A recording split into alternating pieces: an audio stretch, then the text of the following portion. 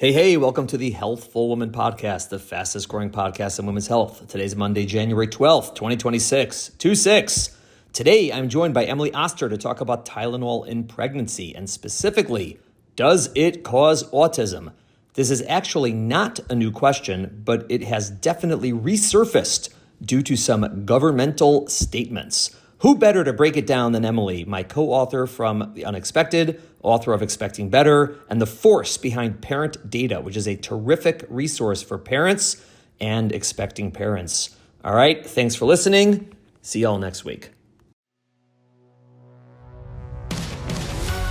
Welcome to today's episode of Healthful Woman, a podcast designed to explore topics in women's health at all stages of life.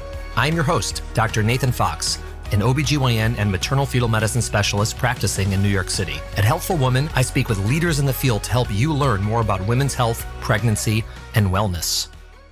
Emily, thank you for coming back on the podcast. It's so nice to hear your voice. I was saying before, I miss you. It's like we don't spend enough time together anymore, and it really upsets me. I totally agree. I miss you too. And I'm delighted that we're getting to spend this time together. It is terrific. And I have to say that in doing some background on this, I stumbled across a podcast that you did with Chelsea Clinton on the same topic. And how good must it feel for you to be both on Chelsea Clinton's podcast and my podcast?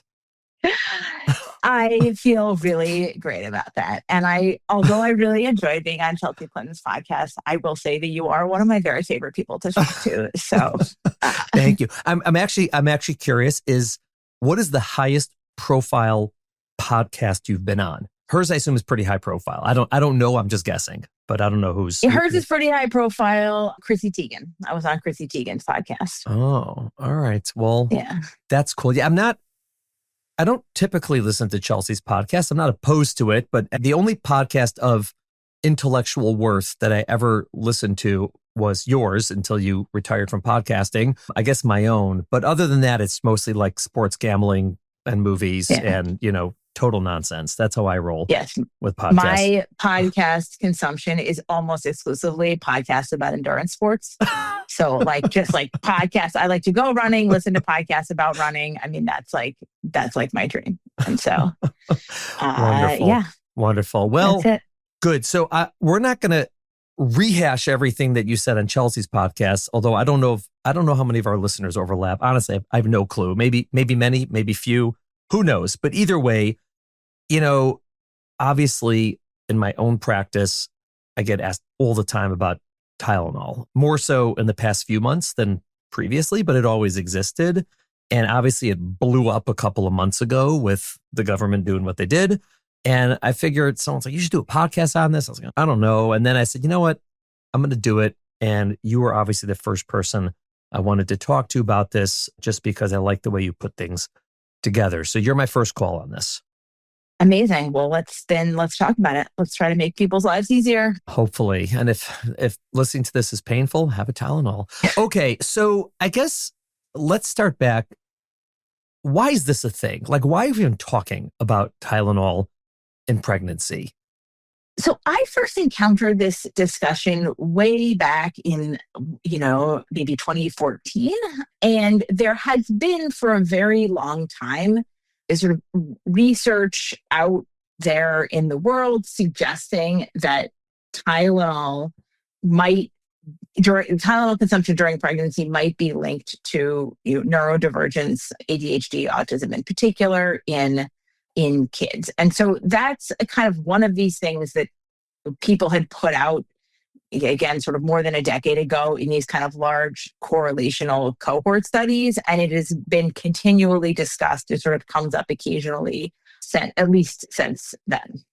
Yeah. And I think that's a really important point that I've been making with a lot of people, that this is not new, meaning it's not like the US government said, we're going to start looking for things related to autism. And hey, we came up with Tylenol. Like, people have been discussing this for a very, very long time and studying it for a very, very long time. And we already had opinions on it and comments on it and statements on it and all this stuff about it. So there wasn't anything really new that developed in the research world that led to this, statement about them saying not to use Tylenol in pregnancy. They just sort of rehashed stuff that had been out there for a very, very long time. So I think that's important for people to know that this isn't like groundbreaking newsflash that happened. I agree with that. I think that often when statements like this come out of official bodies, people will come and say, what changed? What was new? And the answer in this case, and in many of those cases, but particularly in this one, is nothing. There was no new finding. There was no new anything in particular. This was just a statement based on things that we already knew before. Yeah, so we're going to go into, obviously, the data sort of, and I do want to do not a really deep dive, but like a medium, not the shallow end. I want to go somewhere in the middle, kind of dive on the data. But can you explain the types of studies that were done that, I guess, concluded that there was this correlation or association between Tylenol use in pregnancy and outcomes? We'll say autism, though it's more than autism. There's ADHD, and as you said, but we'll just say autism for simplicity's sake. Like, what were the studies that were done is question number one. And number two, if there were so many studies that made this link, why isn't it proven at this point?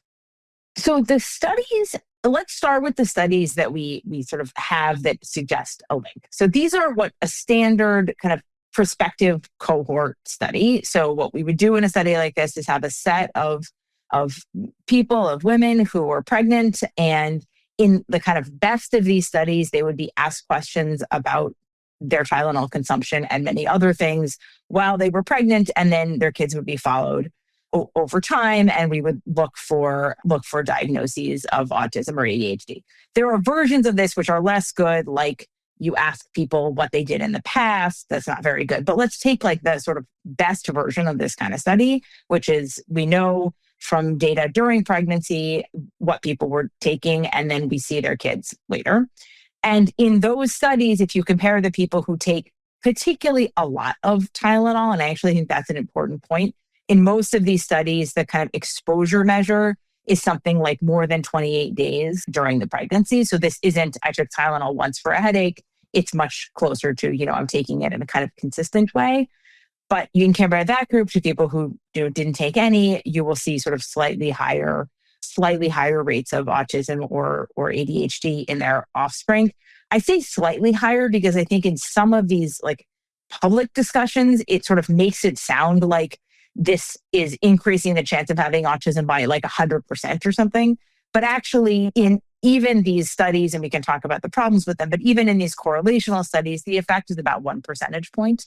So it's a pretty small increase among the kids whose moms took a lot of Tylenol during pregnancy. And that's kind of the standard set of methods that we start with.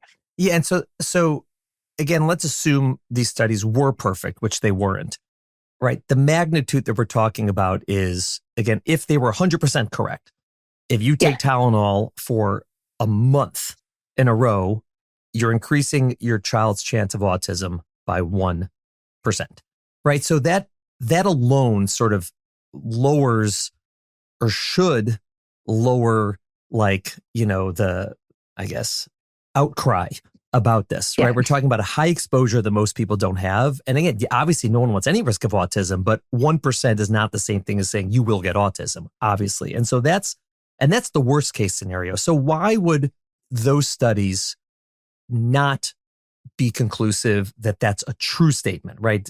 That taking a lot of Tylenol increases your risk of autism by 1%. Yeah. So I think that the main reason, there's two important reasons. So one is just the set of people who are taking Tylenol versus not are different demographically in some ways that may contribute to autism, or importantly to autism diagnosis. So when we think about measured autism or ADHD rates in kids, it's kind of not just a symptomatic measure, it's also a diagnostic measure. And so if either of those things, if like the taking of the Tylenol is associated with either the chance of diagnosis or with symptoms for some other reason, like that may be part of what's going on. So there's one just like basic demographic differences across groups. And then a second issue is a question of, what are they taking the Tylenol for? And is that itself potentially linked to this risk? And one very direct thing many people have brought up is, people who are on the autism or ADHD spectrum themselves may have more sensitivities and more, stuff that medical situations that make it more likely that they are taking autism, that they are taking Tylenol. And then that, of course, could generate a link because we know there are genetic links in these conditions. So those are kind of the two things that might be going on that might reflect this relationship being a correlation and not causal. And let me say one other thing is the fact that this effect is very small, for me, is pretty important in light of those other things, because what that says is these other factors, these other like reasons there might be differences, don't actually have to be very big to explain all of the effect that we see. If we saw that people who take Tylenol for 28 days, their kids are like, 50 times as likely to have autism, you might be like, okay, look, that seems like a really strong correlation. Like, we really probably want to dig into this. This is like, there's a tiny increase. And so a lot of things could explain it, including these biases and sort of correlational factors. Yeah. And also, I mean, typically like with medications in pregnancy, the ones that are known to be dangerous, and that list is small, the likelihood of an outcome is pretty noticeable, and you find out about it pretty quickly. And people have been taking Tylenol in pregnancy for, 50 years, whatever it is. And so if it were something that were that dangerous and so many people take it, it would be much more blatant. Everyone would see it like right away. And the fact that it's like people are arguing about it, it's so subtle and it's this and it's that, usually indicates there's probably a lot more smoke than fire, so to speak, with that. And I do think that's also very, very important. Again, we have a long, long history. It's not a new medication that just came out 6 months ago where you have to really wait and figure it out. This has been around for a long time. And if it was really that dangerous, it would be much more obvious. Yeah, we would see it. And I will say the other thing is like in these sort of public conversations, some of what people are talking about, when kind of Trump and RFK got up and talked about Tylenol and autism, the idea is sort of like, this is part of what explains the increase in autism over time. But that is actually like literally impossible, because if the usage of Tylenol during pregnancy has gone down over time slightly, and the rates of autism have gone up. So whether this is like, whatever you think about this, the sort of link in the data at an individual level, it definitely doesn't have anything to do with the trends over time, because the changes in Tylenol usage rates are in the wrong direction. Right. And so let's say we wanted to design a study, right? The only way we could really design a study, which isn't going to happen, to find this out appropriately, is we would have to take literally like 10,000 women or whatever it is, randomly divide them into two groups and say to 5,000 of them, I want you to take Tylenol every day for a month. Why? Because like no sin to just take it every day for a month. And the other group, don't take any Tylenol no matter what. And then you follow all those 10,000 kids for rates of autism. That might be a way to actually figure out, does it increase the risk? And if so, by how much? But that's not going to be done. It's never been done. It's never going to be done for many, many, many logistical and ethical reasons. So it's not going to happen. So, okay, so we're left with sort of this, either what you describe like a prospective study looking forward in time, but not choosing who takes Tylenol and who doesn't, or looking back in time, what we call a retrospective study, which are all flawed, all of these limitations. So what could we do to try to tease out, and I know it's been done, like what are the things we can do to try to tease out whether this little spike in autism we see in the Tylenol group is related specifically to the Tylenol, or due to like those other factors? Maybe it's the condition for which she's taking the Tylenol, maybe it's other demographic things or whatever it is. How would you sort of sort that out from a data perspective? Yeah, so let me say on the first question of like, could you run a randomized trial? I think in principle, actually you could, although you would need to do it as an encouragement design. So basically take a bunch of people, half of them tell them like, really don't take Tylenol. And the other half, maybe you don't tell them that, and you probably get some difference in Tylenol usage, which you could then potentially link. Part of what makes that infeasible you might get pushback from an ethics review. But I think the other thing that makes it infeasible is you would need such a large sample size. It would be like basically impossible. So in my view, the kind of best empirical approach for this is to use a sibling design. That's basically a study in which you have siblings, same mom. Typically, we can't usually ensure that's the same dad, but it's like the same mom. And then they took Tylenol in one pregnancy and not another. And the sort of two reasons I really like this kind of study is, one, it holds constant a lot of factors that are important, specifically everything about the mom. So you're then kind of comparing within sibling groups. So any of these concerns we have, like, the moms who take Tylenol are different from the moms who don't, like that's kind of taken care of. So I think that's the sort of, a lot of the bias is removed. And the second thing is, in a really well done version of the study, you can usually show the effects without looking within siblings. So just doing the kind of naive comparison across families and then looking within family. And that can give you a sense of like, okay, am I seeing the effect when I look across families and then not within families? And that's a really good way to test for whether the effects you're seeing across families are in fact about these other factors. And so that actually has been done in the case of Tylenol using very large sample sizes. A study from Nordic countries, it's like millions of people. And what you see there is, when you compare across families, they see relationships between Tylenol and autism. And when you look within family, you don't see that. So it actually really looks like all of the impacts that we're seeing in these cross-sectional studies are really just about differences across the moms in other factors. And if you control for those, you just don't see this relationship showing up in the data. So it's so interesting because those types of studies have been done with other things that have correlation. So for example, there were studies like that done. I know that there's this question about like how long should you wait between pregnancies, and some of the data showed that waiting shorter was bad and longer is good. And all the data pointed that way. But then when they looked within a family, right, a mom has, let's say, 3 kids, and between 1 and 2, she waited a certain amount, and between 2 and 3, she waited a different amount. And then it made no difference because same mom, same family, it really didn't matter. And so it kind of debunked that. There have actually been really good studies about this related to breastfeeding.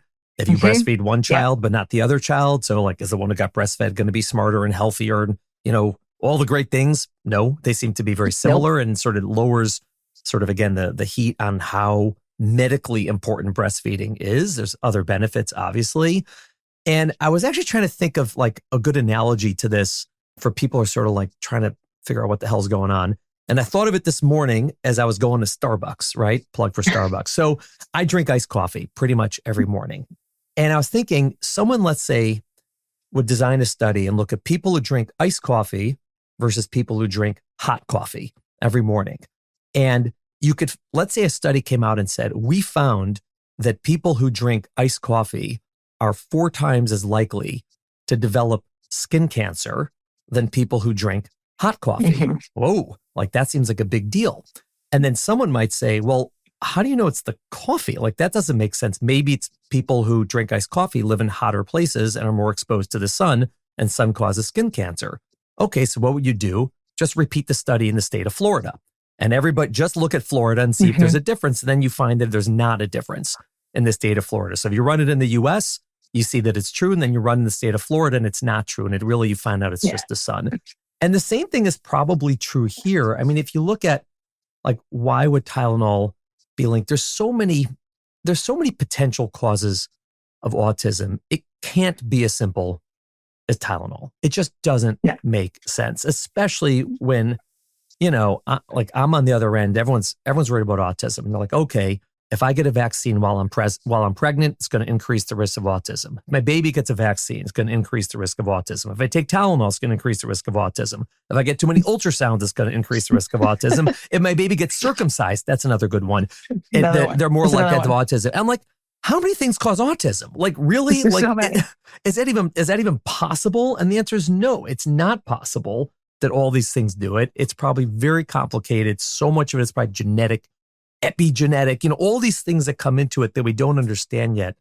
And I think it's almost like when I view our understanding of autism now is probably the view of like people who died of infections in 1880 before they figured out these things called bacteria.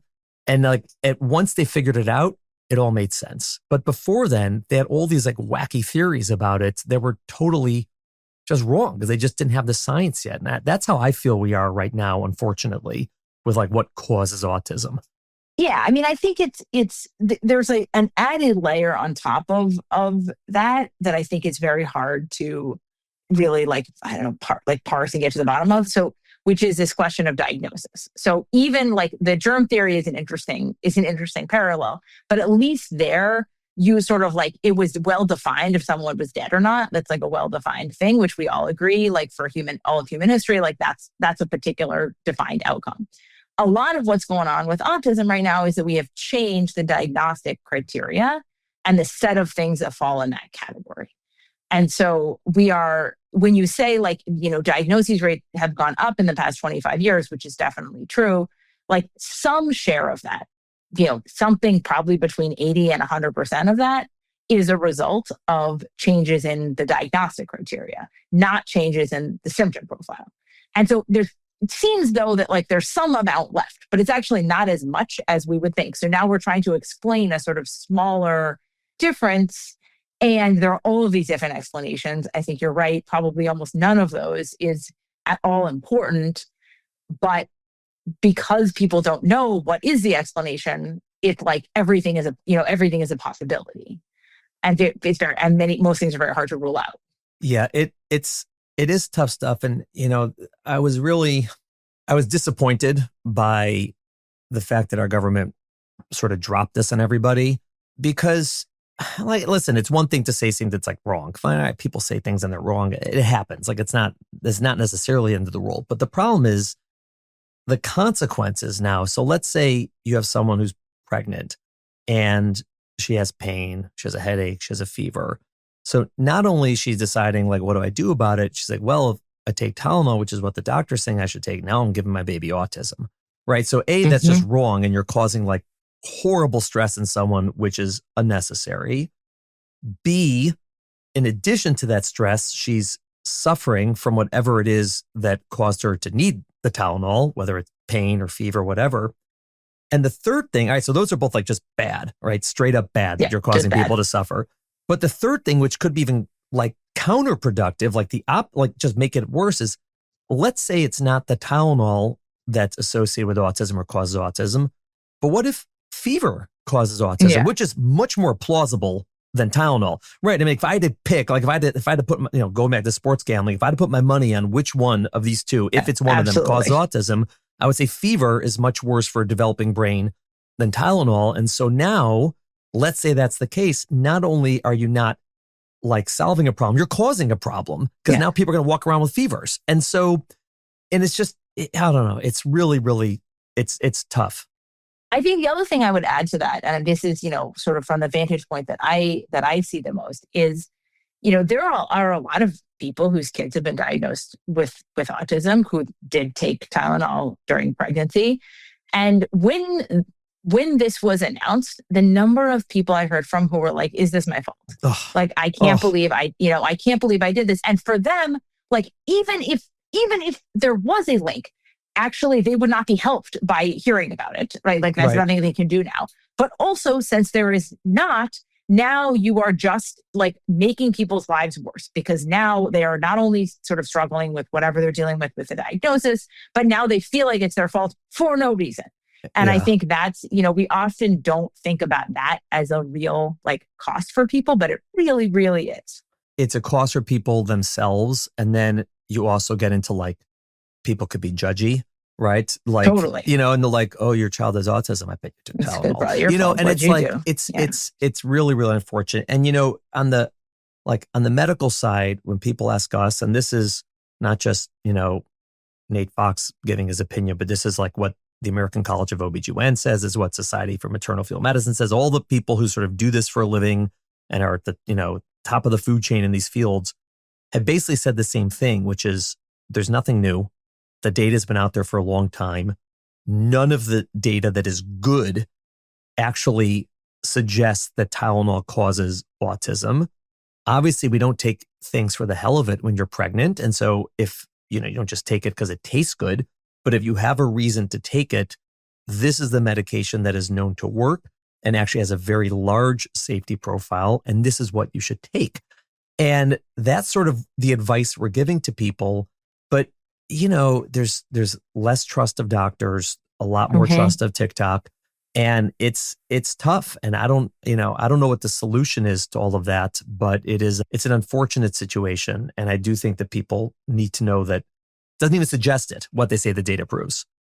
Exactly. I mean, I think you're right that the sort of crisis of trust is not helped by, it's already an issue with people trusting TikTok instead of people, but it is even worse when then the government is also saying that. Yeah, and I going back to the Chelsea things, I listened to it. I agree with you. I believe that RFK Jr. believes that this is true. Right. I think that he believes this. Trump obviously has no idea either way. That's pretty clear. He's like, just given a piece of paper, read this. He's like, fine. But I think that, but still, just because you believe something is true, unless you have real good data to support that belief, you really shouldn't be dropping it on the country, so to speak. I totally agree. Yeah. I mean, I think we have to try to tell people the things that are true, but certainly the current moment has not supported that. Wow. Crazy. Wow. Well, Emily, thank you for coming on. What's up for you next? What are you up to? So our listeners, everyone's following you all over the place, but what big projects do you have? World domination? What are you doing? World domination. No, I mean, I think we're spending a lot of time on parent data, trying to really make sure that we have all the information people need. And then honestly, I've spent a lot of time in the last 6 months, kind of trying to respond in the moment to some of this misinformation and sort of be there for people when they need answers. To me, I have to comment on one more thing that I heard on the podcast. It was the funniest thing. You were mentioning, that there's all this stuff. Parents are like just bombarded with horrible things that they're doing to their children and ruining them in every which way possible. And you were saying that someone sees on TikTok or Instagram that if they rush the kid out of the house to catch the bus, they're going to cause their child they're going to cause child to have anxiety. And you were talking about how that's, debunked and not true, blah, blah, blah. And I said, the ironic thing about that is that the fact that we're looking at TikTok and Instagram, that's what's causing the anxiety. Totally. Like the thing that causes anxiety is telling me that something else is going to cause anxiety. Yeah. My favorite thing about that particular thing was my daughter, who was like 14. I was like explaining it to her, and she was like, but the reason I'm anxious, she was like, but the reason I'm anxious is that you're anxious and you're rushing me out the door because you're anxious. And of course I'm going to have anxiety because I'm related to you. It's all your fault. That's Everything what it is. Comes back to you. It's all my fault. That's fair parenting. It's all your fault. 100% true. There we go. Well, thank you so much. I really appreciate you taking the time. Great. Always great to talk to you. Thank you for listening to the Healthful Woman podcast. To learn more about our podcast, please visit our website at www.healthfulwoman.com. That's HEALTHFULWOMAN.com. If you have any questions about this podcast or any other topic you would like us to address, please feel free to email us at hw@healthfulwoman.com. Have a great day. The information discussed in Healthful Woman is intended for educational uses only and does not replace medical care from your physician. Healthful Woman is meant to expand your knowledge of women's health and does not replace ongoing care from your regular physician or gynecologist. We encourage you to speak with your doctor about specific diagnoses and treatment options for an effective treatment plan.